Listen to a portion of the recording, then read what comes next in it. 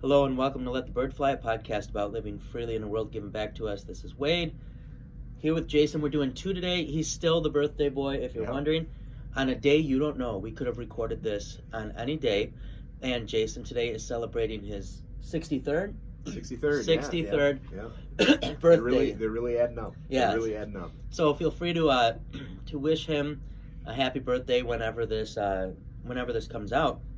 We're continuing our Words to Know series now that we've been posting on YouTube. Encourage you to subscribe to the YouTube channel if you're enjoying these. Don't forget to subscribe to the podcast as well. But we're doing videos, short topics that maybe wouldn't get a full play on the episode, or maybe have, but we want to give you something concise. And so we've hit on grace, and we're going to talk a little bit maybe about what in some ways is the flip side of grace. So today we're going to talk about mercy, and the great theologian Garth Brooks. You remember when you used to get CDs, albums? Yes. And they'd have the little booklet in there? Some of you remember this, and some of you are going, what's that? Yeah. It was after cassettes and before Napster and Spotify. So in one of his album things, he had a line in there that says, "Grace is getting what you don't deserve, and mercy is not getting what you do." And so I've always thought that was helpful, and so maybe we can talk a little bit about mercy, and I'll throw to you, Jason. What do you think of that idea of a definition? Is that mercy is the opposite of grace? Grace is getting what you don't deserve. Mercy is not getting what you do deserve. Yeah, I think it's right to recognize. There are a lot of similarities with some of these terms, right?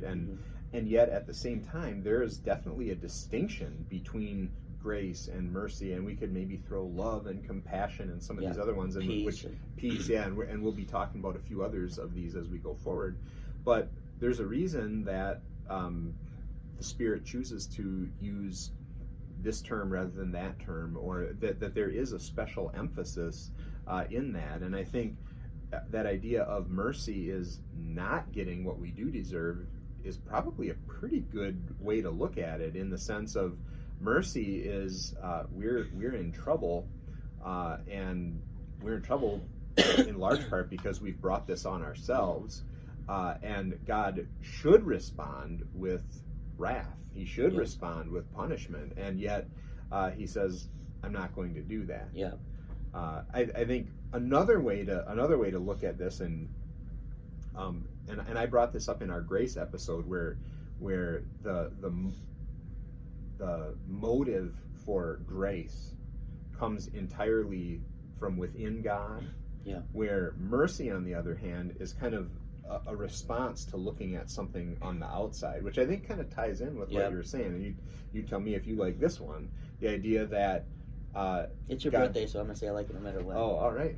Well, I feel really now I have the opportunity to go way off, but the idea that mercy looks at the object of this feeling, of this, whatever you want to call it, and sees how wretched and pitiful and just in bad shape the object of this mercy is, and it's being moved by the wretched state of that being, and that thing that is moved by that is what we call mercy. Right? That's the feeling moved by that. So maybe we could think of, and now I'm spitballing, Jason. It's not my birthday, so you don't have to like this. But sometimes you'll see, like on Reddit, and I'm not endorsing Reddit, but there's some interesting subreddits, and they'll be like humans being bros subreddit. Okay. And so someone will come upon like an animal that's got, like, let's say an edible, like an animal that we eat, like a deer. And so a deer's like got its antlers caught in a fence. Oh, yeah. Grace is kind of like the person looks at that deer and says, that's a kind of a pathetic looking deer, but I feel moved by it. I feel compassion. Mercy says, what was it thinking getting its antlers stuck in there?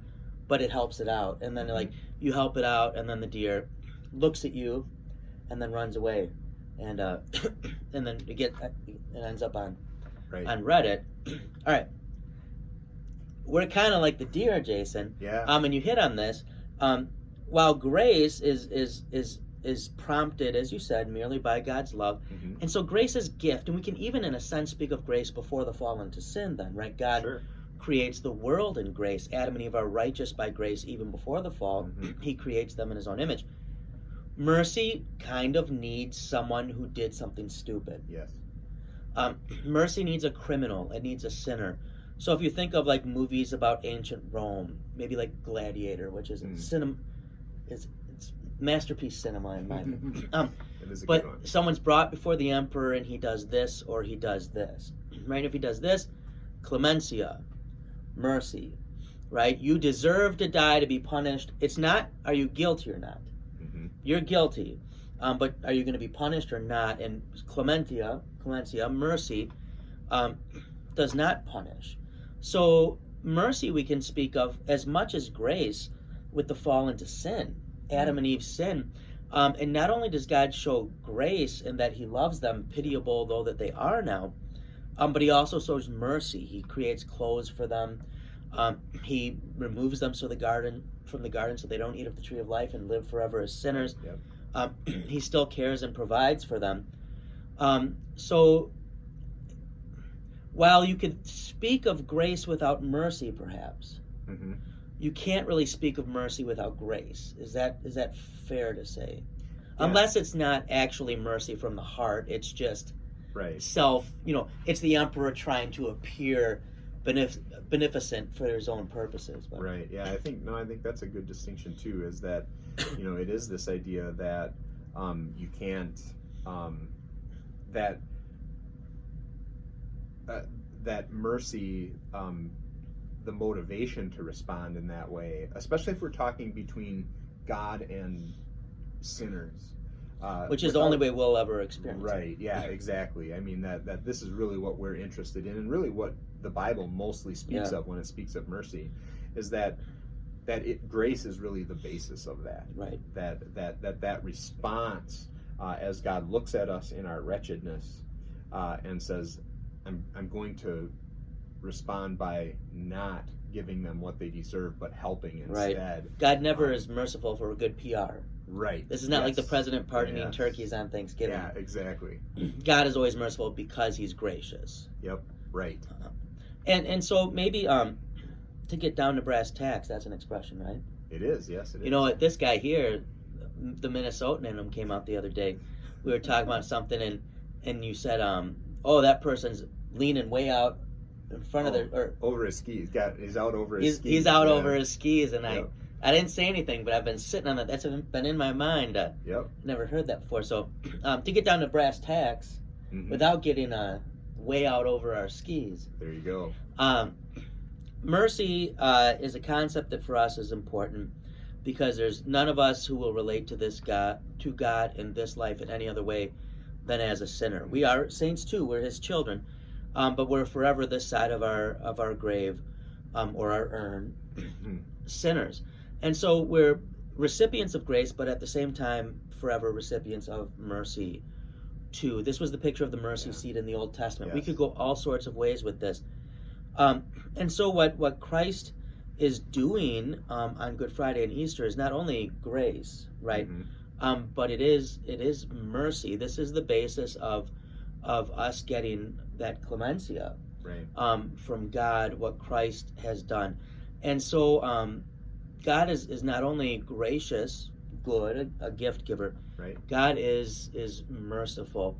And so at those times when you feel particularly sinful, at those times when your crimes against God or your neighbor, and I don't necessarily mean like stuff you're going to get convicted for, Right. but breaking the law weighs heavy, remember that your God is mercy, right?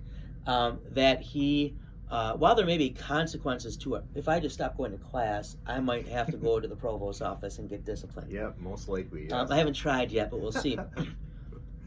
But when it comes to your salvation, and when it comes to your identity, your value before God, you find mercy, and it's that mercy that declares you not guilty before Him. so that by grace you can then be a child of God, which you receive, and we talked about this, Dr. Berg and I, Michael and I did, through faith. Is that fair, Jason? Yeah. Anything Yep. else you'd add? No, I think that covers it pretty well, Okay. I think. So You think the clicker's going to work? here's hoping. Okay. Here's hoping. So, in God's mercy, and not getting what you do deserve, and in His grace, getting what you don't, but which God freely wants to give you out of love, rooted in Him, we hope you go forward today, you have a great day, and you let the bird fly.